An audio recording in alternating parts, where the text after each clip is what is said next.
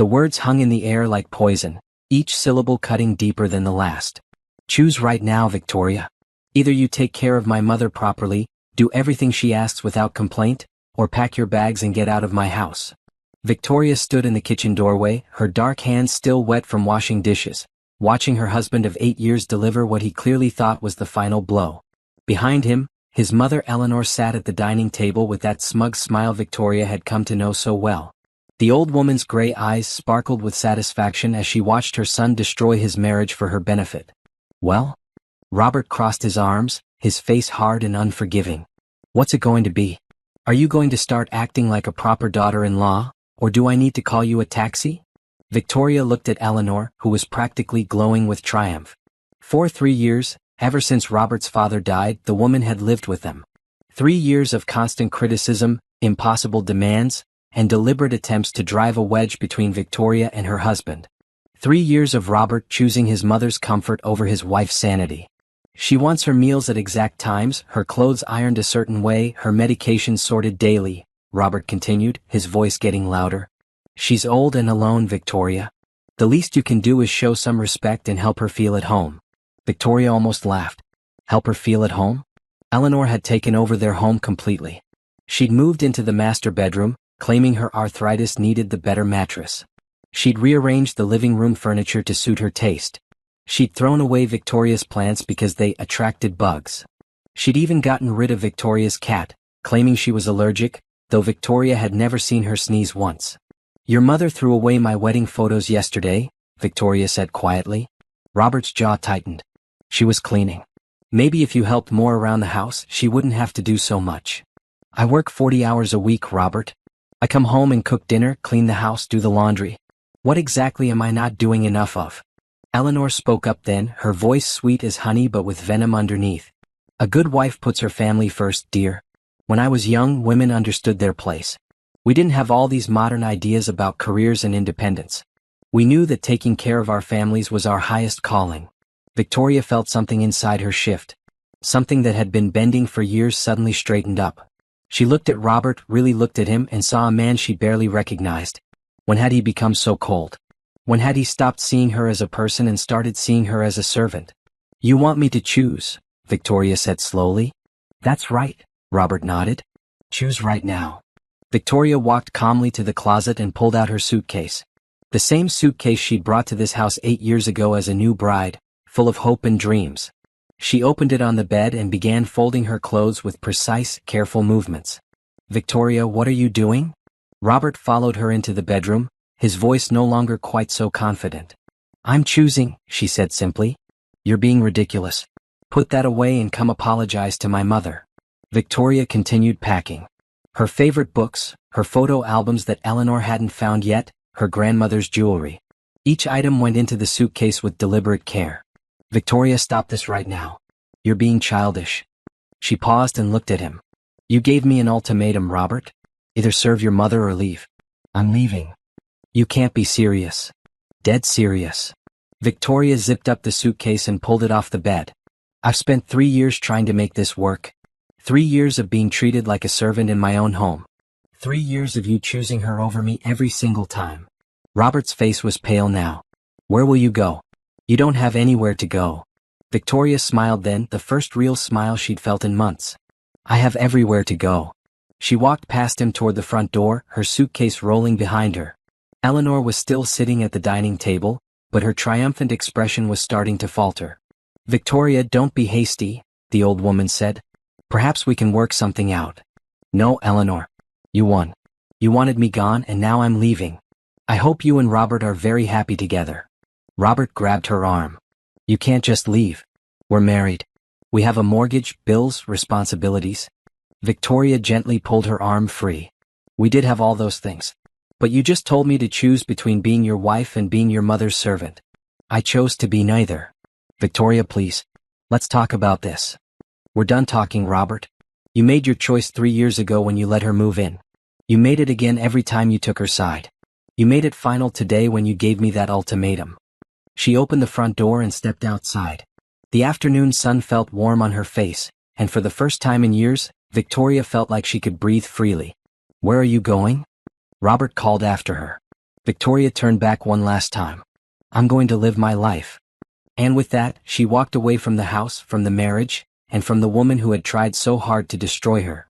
Behind her, she could hear Robert calling her name, but Victoria didn't look back. She had made her choice, and it was the first choice in years that was truly hers alone. 3 hours later, Victoria sat in a coffee shop across town, staring at her phone. 17 missed calls from Robert, 12 text messages, and 3 voicemails. She deleted them all without listening. Instead, she scrolled through her contacts until she found the number she was looking for. Melody? It's Victoria. I know it's been a while, but I was wondering if that spare room offer still stands. Her college roommate's voice was warm and familiar. Of course it does. Girl, I've been waiting for you to call for 3 years.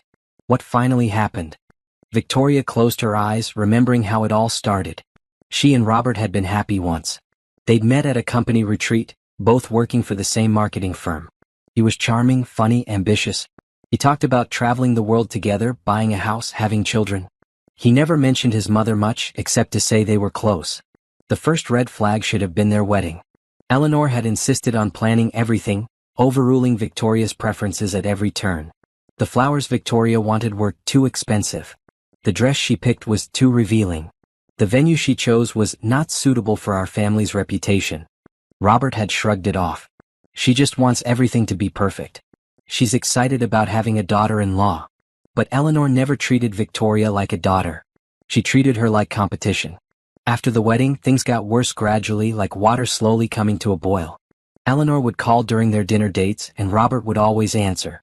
She'd show up unannounced on weekends, expecting Victoria to entertain her while Robert played golf. She'd make little comments about Victoria's cooking, her housekeeping, her career. Robert works so hard, Eleanor would say. He deserves to come home to a peaceful house and a good meal. Not everyone can handle the pressure of supporting a family. Victoria had tried to address it with Robert, but he always had excuses. She's lonely since Dad died. She's just set in her ways. She means well. When Eleanor's husband passed away 3 years ago, Robert immediately invited her to move in. He didn't discuss it with Victoria first. He just announced it over breakfast one morning. Mom can't live alone anymore. She's getting older and the house is too big for her. What about assisted living? Victoria had suggested carefully. Robert's face had hardened. My mother is not going to some nursing home. Family takes care of family. Of course, but maybe we could look at some nice senior communities. Places where she'd have other people her age to socialize with. Victoria, she's moving in and that's final. That should have been Victoria's breaking point, but she'd loved Robert. She believed they could make it work. She'd thought Eleanor would warm up to her eventually. Instead, Eleanor had systematically destroyed Victoria's sense of home. She complained about everything Victoria cooked. She rearranged Victoria's furniture. She monopolized the television, always choosing programs Victoria hated. She left passive-aggressive notes about household chores, even though Victoria worked full-time and Eleanor didn't. The worst part was how Robert changed. He became irritable and defensive. He started criticizing Victoria the way his mother did. He stopped planning date nights, stopped talking about their future, stopped seeming interested in anything but keeping his mother happy. Victoria had tried everything. She'd attempted to bond with Eleanor over cooking, gardening, even Eleanor's soap operas.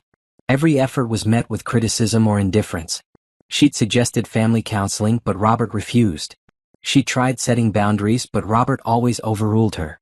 The final straw had come last week when Victoria found Eleanor going through her personal papers. Her birth certificate, her college transcripts, her medical records, all spread out on Eleanor's bed. "What are you doing?" Victoria had asked. Eleanor hadn't even looked embarrassed. "I was organizing. This house is so cluttered. Those are my private documents." "Nothing in this house is private, dear. We're family." When Victoria told Robert, he'd actually gotten angry at her. She was trying to help. "Why do you always assume the worst about her?" "She threw away my wedding photos, Robert. They were in a box in the closet. She probably didn't know what they were. They were labeled, wedding photos in my handwriting. Maybe she thought they were old photos that didn't matter anymore." That's when Victoria realized Robert would never choose her. He would always find a way to excuse his mother's behavior and blame Victoria for not being understanding enough. Now, sitting in the coffee shop, Victoria felt a strange sense of relief. The decision had been made for her. Robert had given her an ultimatum and she'd chosen freedom. "I left him," she told Melody. "I left both of them. Good for you, Melody said fiercely. I'll be home by 6. We're going to order pizza and you're going to tell me everything. Victoria hung up and looked around the coffee shop. People were reading books, working on laptops, having conversations. Normal people living normal lives without walking on eggshells or constantly defending their right to exist in their own homes. For the first time in 3 years, Victoria felt hopeful. Victoria had been secretly preparing for this moment longer than she cared to admit. 3 months ago, after Eleanor had accidentally destroyed Victoria's favorite painting, something inside her had finally whispered that this marriage might not be salvageable. She'd started small, opening a separate checking account that Robert didn't know about, slowly transferring small amounts from their joint account, amounts she knew he wouldn't notice.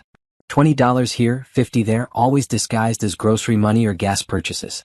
She'd also been collecting important documents. Her birth certificate, passport, social security card, college diplomas, medical records. One by one, she'd made copies and stored them in a safety deposit box at a bank across town. Eleanor's violation of her privacy last week had confirmed that Victoria's instincts were right. Most importantly, she'd been rebuilding connections that Eleanor had systematically tried to destroy. The old woman had a talent for making Victoria's friends feel unwelcome. She'd interrupt phone calls, complain loudly during visits, and make snide comments about Victoria's friends to Robert later. That Melody has such a loud laugh, Eleanor would say. Very unladylike. And did you see how much wine she drank? Eventually, Victoria's social circle had shrunk to almost nothing. Friends stopped calling when they knew Eleanor might answer. They stopped visiting when they realized every gathering would be tainted by Eleanor's disapproval and Robert's refusal to address it. But Victoria had been quietly reconnecting. Careful phone calls during lunch breaks. Text messages during her commute. Coffee dates when Robert thought she was running errands. She'd been rebuilding her support system piece by piece. Now, driving toward Melody's apartment, Victoria felt the weight of her careful planning paying off. She had money saved. She had a place to stay. She had people who cared about her. Her phone rang again. Robert. She declined the call and immediately received a text message. Victoria, please come home. We can work this out. Mom is very upset. Victoria almost laughed. Of course Eleanor was upset. She'd expected Victoria to crumble under the ultimatum, to beg forgiveness and promise to be more obedient. She'd never expected Victoria to actually leave. Another text came through. You're being selfish. Think about what you're throwing away. Victoria pulled over and typed back her first and final response. I'm not throwing anything away. I'm reclaiming my life. Then she blocked his number. Melody's apartment was in a part of town Victoria rarely visited, full of young professionals and artistic types. The building was old but well-maintained, with huge windows and exposed brick walls. It felt like possibility. Melody met her at the door with a huge hug and a glass of wine. Welcome to your new life, honey. Victoria looked around the spacious loft. Plants everywhere, colorful artwork on the walls, books stacked on every surface. It was everything Eleanor would have hated, and Victoria loved it immediately. Are you sure you're okay with me staying here? Victoria asked. I don't want to impose. Impose? Girl, I've been trying to stage an intervention for 3 years. I'm thrilled you finally came to your senses. They ordered Thai food and settled on the couch. Victoria found herself telling the whole story, starting from the beginning. Melody listened without interruption, her face growing more and more incredulous. And he actually gave you an ultimatum? Melody finally said. Like actually said the words, choose between my mother and leaving? Those exact words. What an idiot. Does he have any idea what he just lost? Victoria shrugged. I don't think he sees it as a loss. I think he sees it as clearing an obstacle between him and his mother. Then he's even dumber than I thought. They talked until nearly midnight. Melody helped Victoria set up in the spare room, which had its own bathroom and a small balcony overlooking the city. Take all the time you need to figure out your next steps, Melody said. But promise me one thing. Don't go back. Whatever sob story he comes up with, whatever promises he makes, don't go back. I won't, Victoria said and meant it. Alone in the room, Victoria unpacked her suitcase. It looked so small sitting on the desk, containing everything she'd chosen to take from 8 years of marriage. But as she hung up her clothes and arranged her books on the nightstand, she realized she'd packed everything that truly mattered to her. She'd left behind the house, the furniture, the shared belongings. But she'd taken her dignity, her self-respect, and her future. And those were worth more than anything she'd left behind. Her phone, which she turned back on to call Melody, showed 43 missed calls and 27 text messages from Robert. The messages ranged from angry to pleading to confused. Victoria deleted them all and turned off the phone. Tomorrow she would start the legal process of separating their finances and filing for divorce. She would call her boss and explain that she needed a few personal days. She would begin the practical work of untangling her life from Robert's. But tonight, for the first time in 3 years, Victoria fell asleep in complete peace. 2 weeks later, Victoria sat in a lawyer's office, signing papers that would officially dissolve her marriage. The lawyer, Sandra Pierce, was a no-nonsense woman in her 50s who specialized in what she called escape divorces. "Your husband's attorney has been calling daily," Sandra said. "He wants to schedule a mediation session." "What did you tell him?" "That my client has no interest in mediation. The terms are simple. You want half of the marital assets, your car, your personal belongings, and no alimony. In exchange, you're walking away from the house and any claim to his retirement accounts." Victoria nodded. She thought carefully about this. The house felt tainted now, full of memories of Eleanor's manipulation and Robert's betrayal. She didn't want it. What she wanted was a clean break and the chance to start over. "He could fight this," Sandra warned. "Claim emotional distress. Argue that you abandoned the marriage without cause. Let him try. I have 3 years' worth of documentation about his mother's behavior and his refusal to address it. I also have witnesses." Victoria had been surprised by how many people had been waiting to tell their stories. Neighbors who'd witnessed Eleanor's public tantrums. Friends who'd been insulted in Victoria's own home. Even Robert's co-workers had stories about Eleanor calling the office constantly, demanding to speak to Robert about trivial matters. The pattern was clear. Eleanor had been systematically isolating Victoria and controlling Robert's attention, and Robert had been complicit in it. "Your husband wants to know where you're staying," Sandra continued. "And you told him?" "That it's none of his business. But Victoria, be careful. Men like this don't usually give up easily. They're used to being in control." Victoria left the lawyer's office feeling lighter than she had in years. She'd taken a month of unpaid leave from work, using the time to figure out her next steps. The marketing firm where she and Robert both worked was awkward now, with everyone knowing about their separation. Victoria had decided it was time for a complete change. She'd been applying for jobs in other cities, using video interviews to avoid having to take time off. The responses had been encouraging. Her skills were in demand, and the 8 years she'd spent building her career while managing Eleanor's impossible demands had actually made her incredibly efficient and organized. That afternoon she got the call she'd been hoping for. A marketing director position in Portland, Oregon. Great salary, full benefits, and a start date in 3 weeks. "Yes," she told the hiring manager without hesitation. "I accept." That evening, she and Melody celebrated with champagne and Thai food on the balcony. "Portland's perfect for you," Melody said. "It's artsy, outdoorsy, full of independent women living their best lives. Plus, it's far enough from Robert that he can't just show up randomly." Victoria raised her glass. "To new beginnings. To finally getting your life back." As they drank, Victoria reflected on how much had changed in just 2 weeks. She'd lost 20 pounds without trying, simply from not living under constant stress.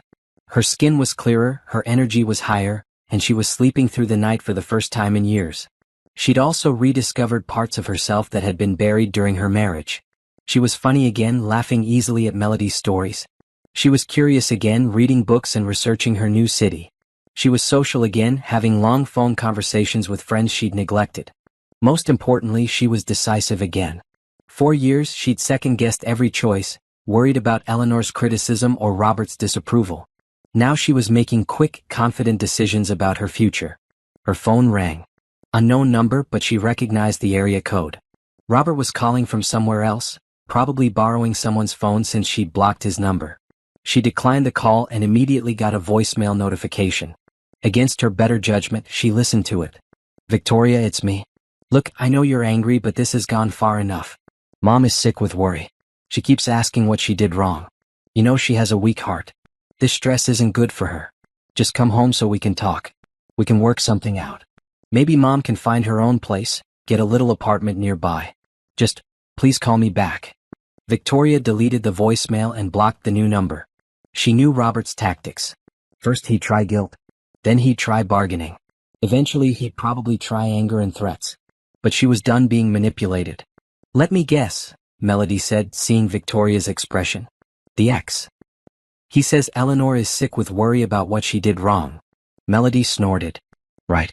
The woman who threw away your wedding photos is suddenly confused about why you left. He's offering to help her find her own place. Too little, too late. Plus, you know that's not a real offer. He's just saying whatever he thinks will get you back. Victoria knew Melody was right. Robert had had 3 years to set boundaries with his mother. 3 years to support his wife. 3 years to choose his marriage over his mother's manipulations. He'd made his choice repeatedly, and it was never Victoria. I'm not going back, Victoria said firmly. Good. Because your new life is going to be amazing. And for the first time in years, Victoria believed it was true. Portland welcomed Victoria with open arms and endless rain, both of which suited her perfectly. The city felt like a place where she could reinvent herself, where nobody knew her as Robert's wife or Eleanor's victim. Here she was just Victoria, and that was enough. Her new apartment was a studio in the Pearl District, small but perfectly designed with huge windows overlooking the river. After years of living in a house that never felt like hers, the tiny space felt like a palace because every inch of it belonged to her alone. The job was everything she'd hoped for and more. The marketing agency, Green Branch Creative, specialized in sustainable businesses and social impact campaigns. Victoria's colleagues were passionate, creative people who cared about making a difference.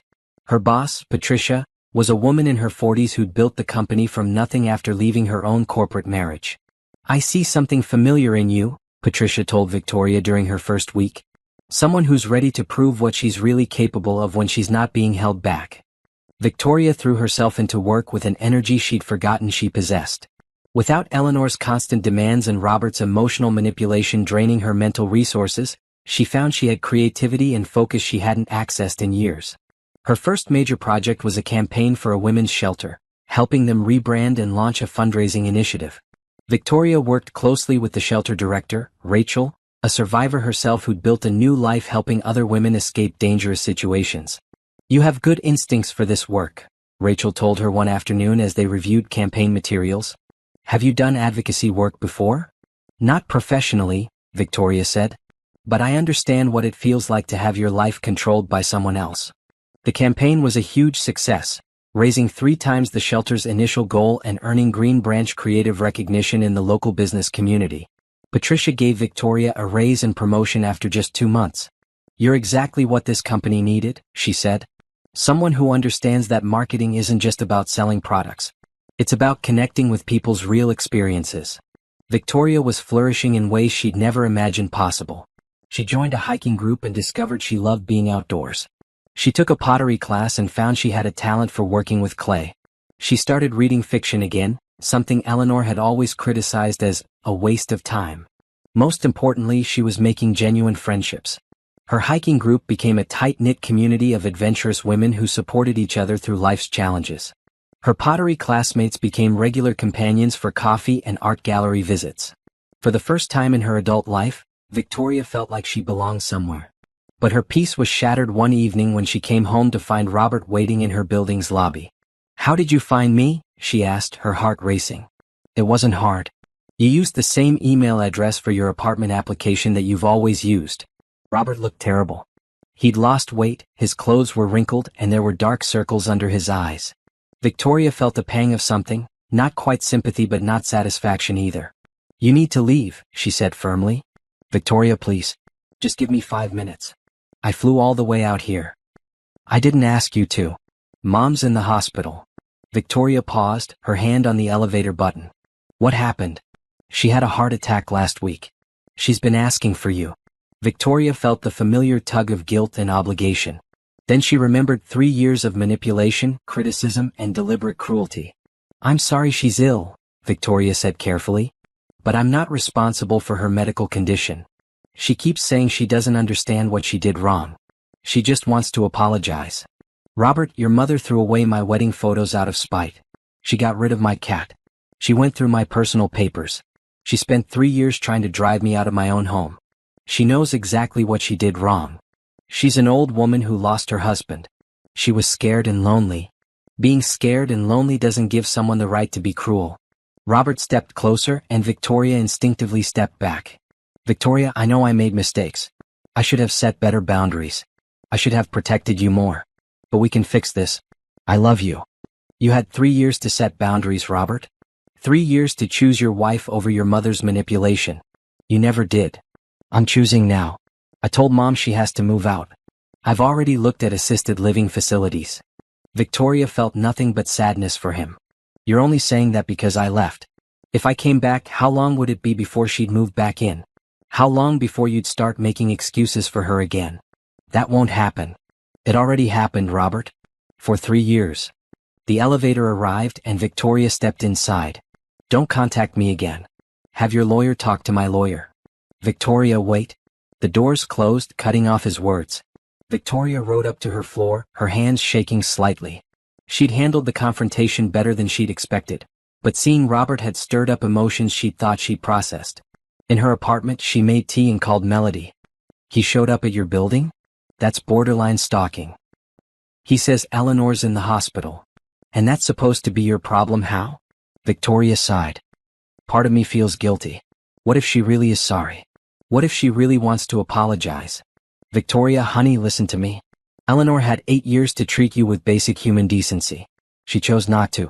Having a heart attack doesn't suddenly make her a different person. I know you're right. Plus, even if she did apologize, would it change anything? Would it give you back 3 years of your life? Would it undo all the damage to your marriage? Victoria knew Melody was right. Eleanor's apology, if it was even genuine, wouldn't change the fundamental fact that Robert had chosen his mother over his wife repeatedly. It wouldn't change the fact that Victoria was happier now than she'd been in years. I'm not going back, Victoria said. Good. Because your life is just getting started. And Victoria knew that was true. Back in their suburban home, Robert stared at the empty spaces where Victoria's belongings used to be.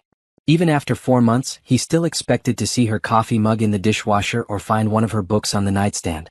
Eleanor had been released from the hospital 3 weeks ago, and the reality of caring for her alone was crushing him. Victoria had made it look effortless, managing Eleanor's medications, dietary restrictions, doctor appointments, and constant complaints while working full-time. Now Robert understood exactly how much work it had been. His days started at 5:30 a.m. with Eleanor's morning medications and special breakfast requirements. Then he'd rush to work, only to be interrupted every few hours by phone calls. Eleanor was lonely, bored, or needed something from the pharmacy. His productivity had plummeted, and his boss had already spoken to him twice about his declining performance. Evenings were worse. Eleanor expected dinner at exactly 6 p.m., followed by 2 hours of television programs she chose. She wanted help with her bath, her evening medications, and getting ready for bed. By the time Robert collapsed into bed himself, he was exhausted. Weekends brought no relief.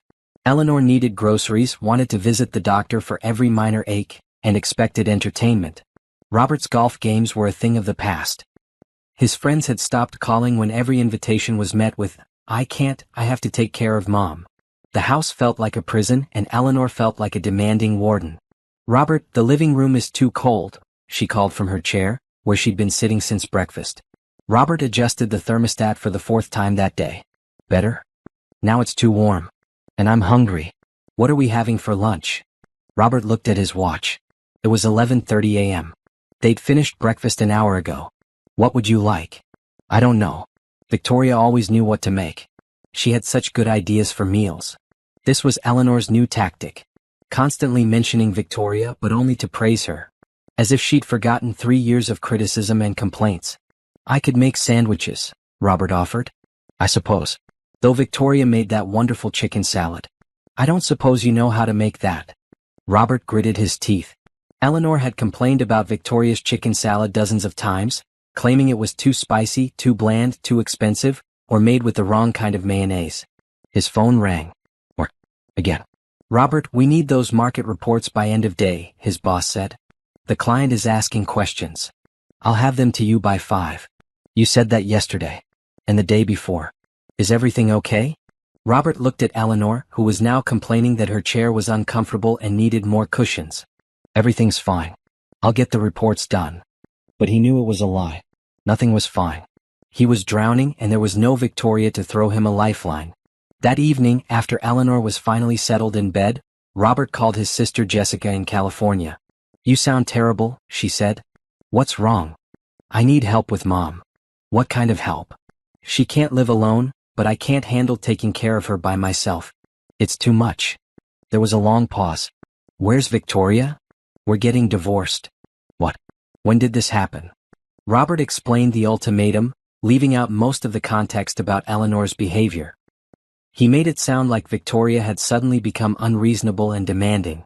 Jessica wasn't buying it. Robert, what did Mom do? What do you mean?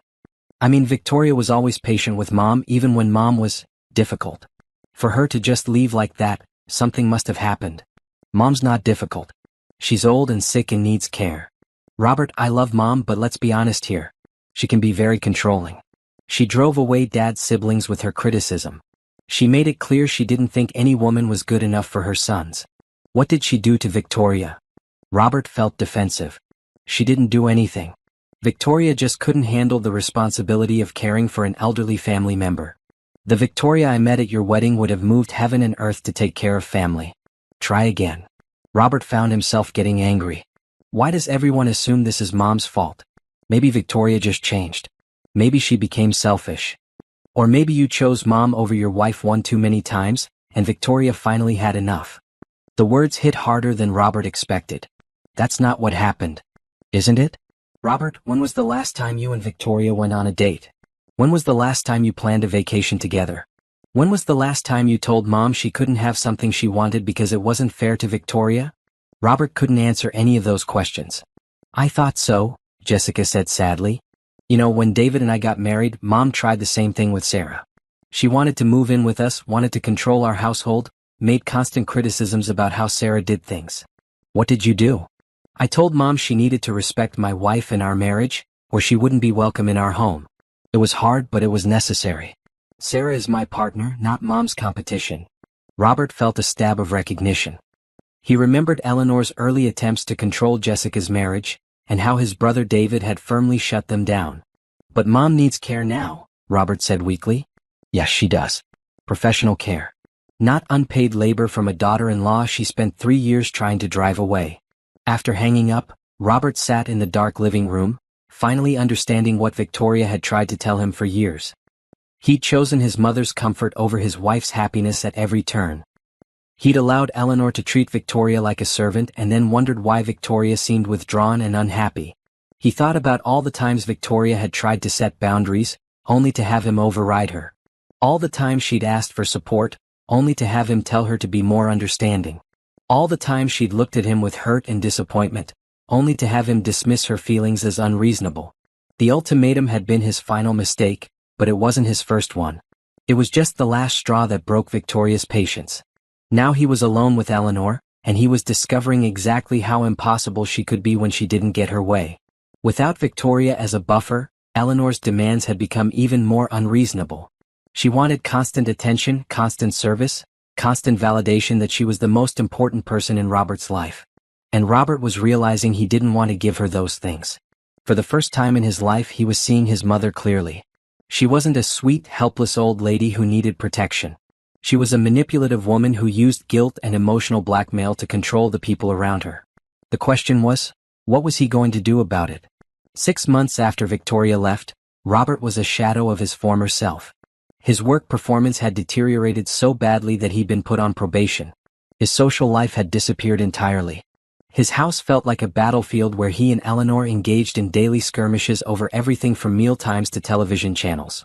Eleanor had recovered fully from her heart attack, but she discovered that being sick got her more attention and sympathy. Now she had mysterious aches and pains that required constant monitoring, sudden dizzy spells that needed immediate attention, and frequent episodes that sent Robert rushing home from work. His doctor had gently suggested that Eleanor's symptoms might be psychosomatic, a response to stress and major life changes. When Robert tried to discuss this with Eleanor, she'd accused him of not caring about her health and threatened to call Jessica to complain about his neglect. Robert was trapped and he knew it. That's when he started his campaign to win Victoria back. It began with flowers. He had roses delivered to her workplace in Portland, despite not knowing her exact address. When those were returned to sender, he tried her apartment building. When the building manager refused to accept deliveries for residents who hadn't authorized them, he switched to email. Victoria had blocked his personal email, so he created new accounts. He wrote long, heartfelt messages about how much he missed her, how sorry he was, how different things would be if she came back. I understand now what you were going through, he wrote. I see how difficult mom can be. I'm working on setting boundaries. I've talked to assisted living facilities. I just need you to give me another chance. Victoria never responded. Next, he tried social media. Victoria had blocked him on Facebook and Instagram, but he could see some of her posts through mutual friends. She looked happy. Radiant even. She was hiking in beautiful mountains, trying new restaurants, attending art galleries. She looked like a completely different person from the tired, stressed woman who'd lived in his house. The sight of her happiness made Robert desperate. He reached out to their mutual friends, asking them to talk to Victoria on his behalf. She won't listen to me, he told their former neighbor, Janet. Maybe if you explain how much I've changed, how sorry I am. Janet was uncomfortable with the request. Robert, Victoria seems really happy in Portland. Maybe you should respect her decision. But we were married for 8 years. That has to count for something. It does count. It counts as 8 years where you chose your mother over your wife. Some things can't be undone. Robert tried Victoria's college friends, her former co-workers, even her cousin in Texas. Everyone gave him the same message: Victoria had moved on and he should too. Frustrated by the lack of response, Robert decided on a grand gesture. He booked a flight to Portland and planned to surprise Victoria at her office. The surprise backfired spectacularly. Robert arrived at Green Branch Creative during lunch hour, carrying an enormous bouquet of flowers and a prepared speech about second chances. Victoria's receptionist, trained in security protocols due to the agency's work with domestic violence shelters, immediately called Victoria to warn her. Victoria met Robert in the lobby, flanked by her boss Patricia and building security. "Robert, you need to leave," Victoria said calmly. "Just hear me out," Robert pleaded. "I flew all the way here. I've changed. I put mom in assisted living." Victoria's expression didn't change. "Good for you. You should have done that 3 years ago. Better late than never, right? We can start over. We can be happy again." Patricia stepped forward. "Sir, you need to leave now or we'll call the police." "This is between me and my wife," Robert said. "Ex-wife," Victoria corrected. The divorce was finalized last month. Robert felt like he'd been punched. "You didn't even tell me. My lawyer handled everything. Your lawyer should have informed you." "Victoria, please. Don't throw away 8 years of marriage over one mistake." "It wasn't one mistake, Robert. It was thousands of small choices over 3 years. Every time you took her side. Every time you dismissed my feelings. Every time you made me feel like a stranger in my own home." Security was moving closer and Robert realized he was making a scene. Other employees had gathered to watch and someone was recording with their phone. "This isn't over," Robert said desperately. "Yes, it is," Victoria replied firmly. "If you contact me again, I'll file a restraining order." Robert left Portland that evening, defeated and humiliated. The video of his confrontation with Victoria had already been posted online by a Green Branch employee, with the caption, "This is why women change their names and move across the country." The comments were brutal. People who didn't even know the full story could see Robert's entitled behavior and Victoria's professional composure. He was painted as the villain, the controlling ex-husband who couldn't accept rejection. Back home, Eleanor was waiting with her own complaints. The assisted living facility he'd chosen was too expensive. The room was too small. The other residents were not her type of people. "I want to come home," she announced. "This whole experiment has been a disaster." Robert looked at his mother, really looked at her, and saw the root of all his problems. She was selfish, demanding, and incapable of accepting responsibility for the chaos she created. For the first time in his life, Robert said no. "You're staying at the facility, Mom? I can't take care of you anymore." Eleanor's eyes widened in shock. "You can't be serious." "Dead serious. I've lost my wife, I'm about to lose my job, and I have no friends left because of this situation. Something has to change." "But I'm your mother." "Yes, you are. And I'll visit you, I'll make sure you're taken care of, but you're not moving back in." Eleanor began to cry, but Robert didn't feel the usual rush of guilt and sympathy. He felt relief. Victoria was gone for good, and Robert was finally beginning to understand why. 1 year after leaving her marriage, Victoria stood in the conference room of Green Branch Creative, presenting a campaign strategy to their biggest client yet. The Portland Women's Foundation wanted to launch a city-wide initiative supporting women entrepreneurs, and they'd specifically requested Victoria to lead the project. "The theme is She Built This," Victoria explained to the room full of foundation board members. "We want to showcase women who've started businesses, created jobs, and transformed their communities after major life transitions. The board chair, Margaret Stone, nodded approvingly. This speaks directly to our mission. How do you envision the campaign rollout? Victoria clicked to her next slide, which showed a comprehensive marketing plan spanning billboards, social media, podcast sponsorships, and community events. We'll feature real women telling their stories. No actors, no scripts. Just authentic voices sharing how they rebuilt their lives and found success. As Victoria spoke, she radiated confidence and expertise. She'd gained back the 20 pounds she'd lost during the stress of her marriage, but now it was healthy weight from hiking, yoga, and actually enjoying meals instead of choking down food during tense family dinners. Her apartment had evolved too. She'd moved to a larger one-bedroom in the same building, with space for a proper office and room to display the pottery she'd been creating.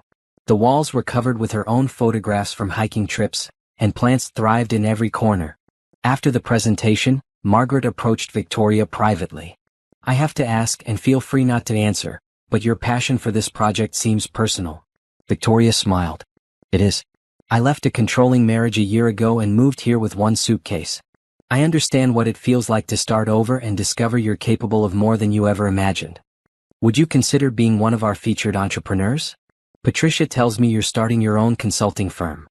Victoria had been quietly building a client base for months, helping small businesses with their marketing strategies. The work was fulfilling in a way her corporate job never had been, and she was good at it. I'd be honored, Victoria said. That evening, Victoria met her hiking group for their weekly climb up Mount Tabor. The women had become her chosen family, supporting each other through divorces, job changes, health scares, and dating adventures. How did the presentation go? Asked Carmen, a photographer who'd left her own toxic marriage 3 years earlier. They loved it. And they want me to be one of the featured women. That's amazing, said Beth, a chef who'd opened her own restaurant after her husband told her cooking was just a hobby. As they climbed, Victoria reflected on how different her life was now. Her days were full but not frantic. She worked hard but not desperately. She had friends who celebrated her successes instead of undermining them. Most importantly, she made her own decisions without considering how they might affect someone else's fragile ego or unreasonable expectations. Her phone buzzed with a text from an unknown number. Robert had started using different phones to try to contact her, apparently not understanding that she could recognize his writing style and emotional manipulation tactics. Victoria, I heard about your success in Portland. I'm happy for you. I know you probably don't want to hear from me, but I wanted you to know that I understand now what I put you through. I'm in therapy working on myself. I don't expect anything from you, I just wanted to apologize. Victoria showed the message to Carmen, who rolled her eyes. Let me guess. He's in therapy now that you're gone and successful. Where was this self-awareness 3 years ago? Beth added. Victoria deleted the message without responding. She'd learned not to engage with Robert's attempts at communication, no matter how reasonable they seemed. He'd had 8 years to go to therapy, to set boundaries with his mother, to choose his marriage over his mother's manipulation. His timing now was just another form of selfishness. That weekend, Victoria had lunch with Patricia to discuss her transition from employee to independent contractor. Green Branch wanted to keep working with her on major projects while giving her the freedom to build her own business. You've become a different person this year, Patricia observed. When you started, you were skilled but tentative. Now you're a force of nature. I think I'm just finally myself, Victoria said. 4 years I was trying to be someone else's version of who I should be. Now I get to be who I actually am.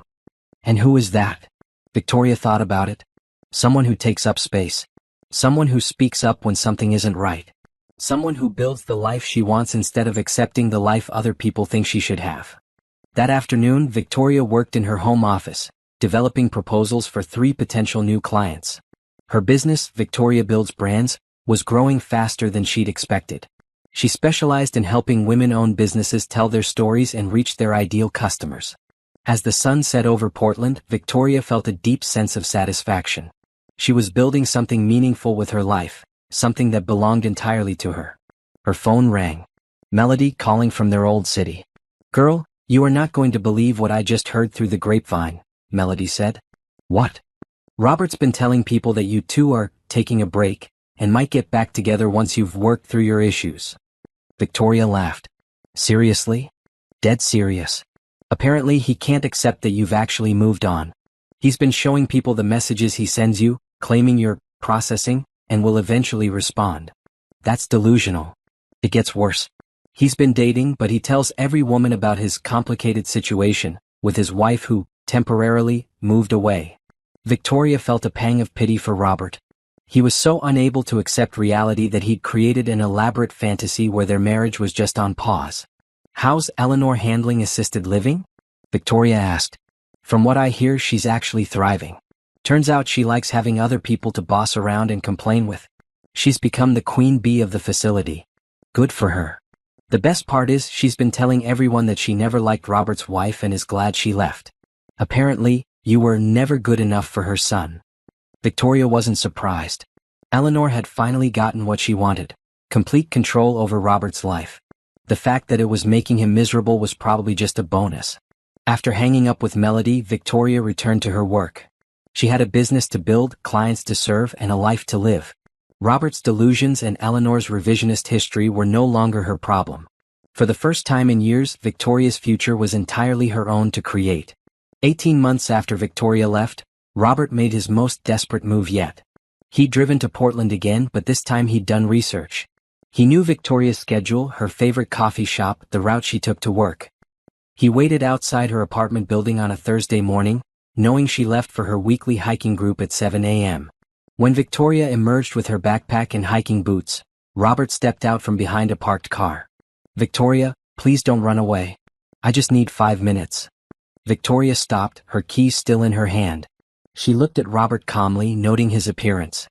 He'd lost more weight, his hair was graying, and there was a desperate edge to his expression that she'd never seen before. "Robert, this is stalking. I told you I'd file a restraining order if you contacted me again." I know, but I had to try one more time. I've lost everything, Victoria. My job, my friends, my health. I can't sleep, I can't focus. I need you to understand how sorry I am." Victoria pressed the panic button on her keychain, which would alert building security and her emergency contacts. "I understand that you're sorry. But being sorry doesn't undo 8 years of damage. I'll do anything to make it right. Anything." "Robert, listen to me carefully. There is nothing you can do to make this right. We're divorced. I've moved on. You need to move on too. But I love you." "No, you don't. You love the idea of me, the version of me that existed to serve your needs and your mother's needs. You never loved the real me because you never bothered to know who I really was." Robert stepped closer, and Victoria stepped back against her building's door. "That's not true. I know you better than anyone. What's my favorite book?" Robert looked confused. "What? My favorite book? If you know me so well, what's my favorite book?" You read a lot of books. What's my biggest fear? What's my dream vacation? What's the one thing I've always wanted to learn but never had time for?" Robert couldn't answer any of the questions. "You don't know me at all," Victoria said sadly. "You never asked. In 8 years of marriage, you never once asked what I wanted out of life besides serving you and your mother." Building security arrived, along with Carmen, who'd received the panic alert and lived nearby. "Is there a problem here?" the security guard asked. "This is my ex-husband. He's been asked not to contact me and he followed me to Portland. Sir, you need to leave the property immediately." Robert looked around at the faces surrounding him. Security, Victoria's friend, other residents who'd come to see what was happening. Everyone looked at him like he was the problem, like he was the villain in this story. "Victoria, please. I've changed. I put Mom in assisted living permanently. I'm in therapy. I'm trying to become the man you deserved." "Robert, you're 18 months too late. I don't need you to become the man I deserved. I've already become the woman I was meant to be." Carmen put her arm around Victoria protectively. "She's asked you to leave. Multiple times. That means leave." "This is between me and my wife," Robert said automatically. "Ex-wife," Victoria corrected for what felt like the 100th time. "And no, this isn't between us anymore. This is about you refusing to accept reality. I won't give up on us." Victoria looked at him with something approaching pity. "Robert, there is no us. There hasn't been for a long time.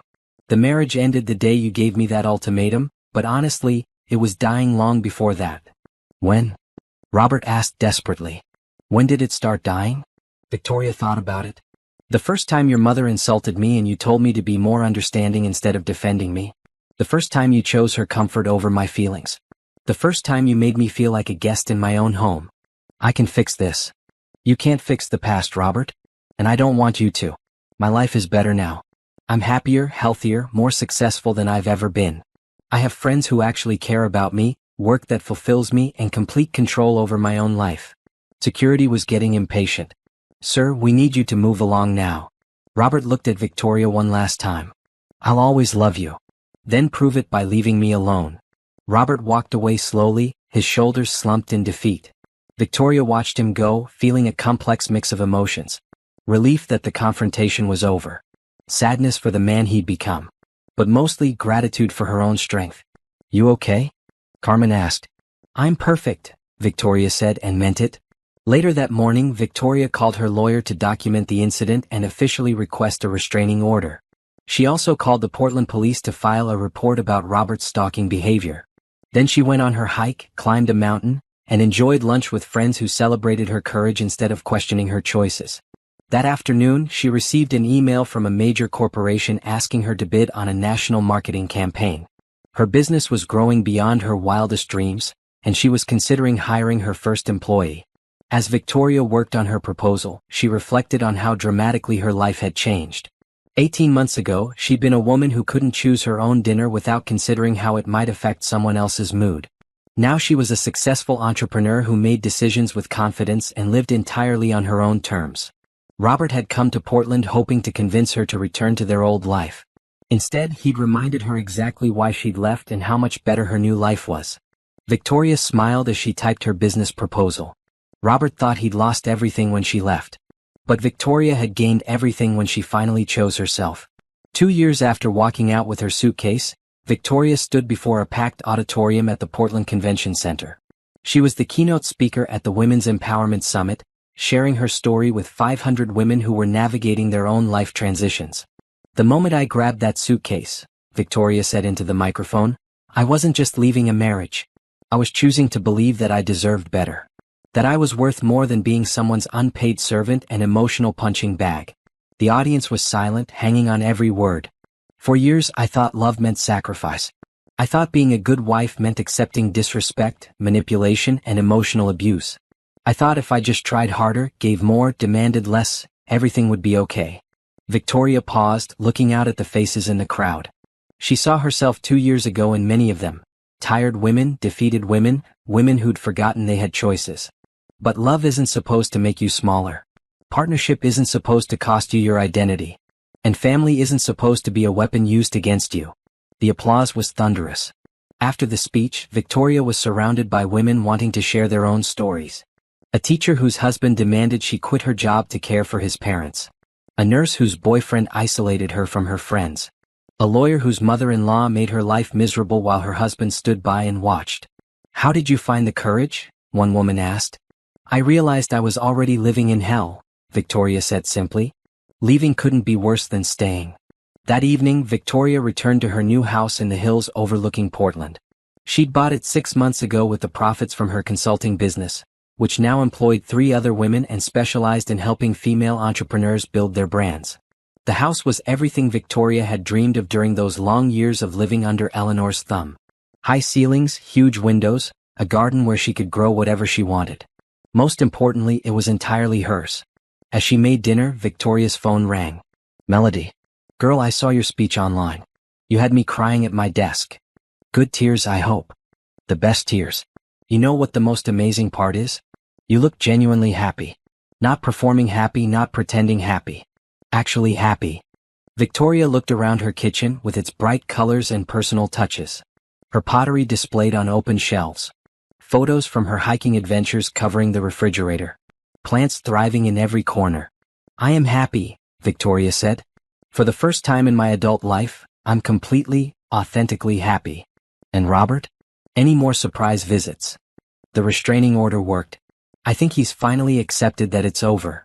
Victoria had heard through the grapevine that Robert had eventually sold the house and moved closer to Eleanor's assisted living facility. He'd never remarried, apparently telling people he was still processing his divorce. Eleanor had settled into her new life and found a community of other demanding elderly women to complain with. Neither of them was Victoria's problem anymore. I have news, Melody said. I'm leaving Derek. Victoria sat up straighter. Melody had been in an on and off relationship with a man who treated her poorly for 3 years. What happened? I watched your speech and I realized I've been making the same excuses you used to make. He's not that bad. He's just stressed. Maybe I'm being too sensitive. Sound familiar? Very familiar. I deserve better. We all deserve better. After hanging up, Victoria walked out onto her deck overlooking the city. The lights of Portland sparkled below, and she could see Mount Hood in the distance. Tomorrow she would hike a new trail, work with clients who valued her expertise, and have dinner with friends who celebrated her successes. Her phone buzzed with a text from an unknown number. For a moment, her heart skipped, wondering if Robert had found a new way to contact her. But the message was from someone else entirely. Hi Victoria, this is Amanda from your speech today. I wanted you to know that I drove straight home and packed my bags. I'm staying at my sister's tonight. Thank you for showing me that it's possible to choose yourself. I'm scared but excited to start over. Victoria smiled and typed back. The scared feeling means you're doing something brave. Trust yourself. You've got this. She'd received dozens of similar messages over the past year from women who'd heard her story and found the courage to change their own lives. It was the most meaningful work Victoria had ever done. As the stars came out over Portland, Victoria reflected on the journey that had brought her here. The ultimatum that had seemed like the worst thing that could happen had actually been the best thing. It had forced her to choose herself, and that choice had transformed everything. She thought about the woman she'd been 2 years ago, anxious, people-pleasing, living for everyone's approval but her own. That woman felt like a stranger now. Victoria had grown into someone she actually liked, someone she was proud to be. Her business was thriving. Her friendships were deep and genuine. Her home was a sanctuary she'd created exactly as she wanted it. Most importantly, she woke up every morning excited about her life instead of dreading another day of emotional landmines and impossible demands. Robert had given her an ultimatum: serve his mother or leave. He'd expected her to crumble, to beg for forgiveness, to accept even worse treatment just to avoid being alone. Instead, Victoria had discovered that being alone was infinitely better than being with people who didn't value her. And she hadn't stayed alone for long. She'd built a community of people who saw her worth and celebrated her authenticity. The ultimatum that was meant to control her had actually set her free. As Victoria prepared for bed in her beautiful home, she felt nothing but gratitude. Gratitude for her own courage, for the friends who'd supported her, for the opportunity to help other women find their strength. She'd grabbed that suitcase and walked away from everything that was making her small. In return, she'd found everything that made her whole. The woman who'd left with one suitcase had built an empire. And the best part was, this was just the beginning.